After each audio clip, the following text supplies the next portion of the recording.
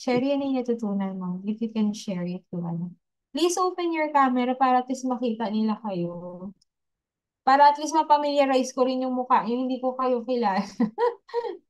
Hindi ko kayo makikilala sa ano, no, picture niya. Ayan. Anyone who would like to share their, ayan, ang gaganda niyo, ayaw niyo ipakita yung mukha niyo. Sige, sino? May natutunan ba? Can you share what's your lesson learned today? Sino yung kanina nagsalita? Yung madami daw?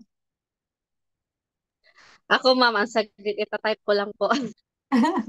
Sige, sige. Yeah, you can share it. Wag mo nang i-type. Mm-mm. Ma'am, hindi na ba putol-putol yung boses? Hindi, hindi. Okay na po. Ah, Sige po.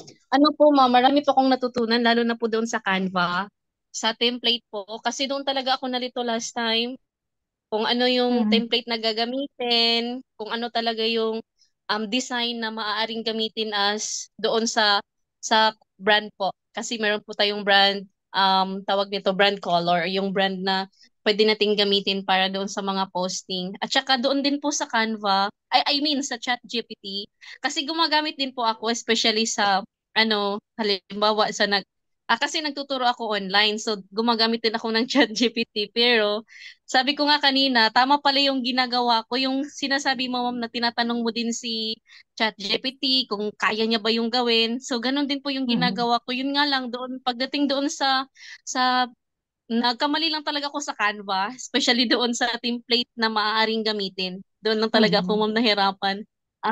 Yan Okay. lang po, ma'am. Tapos sa sa posting, so dapat maraming mga hashtag na ilalagay para madali tayo makita ng iba. Mm-mm. Yes, tama. Okay. Thank you, Cherry. At may natutunan, at may natutunan ka Salamat, at may ma'am. a-apply mo sa ano. Opo, Okay. gagawin ko na po yun. Mm.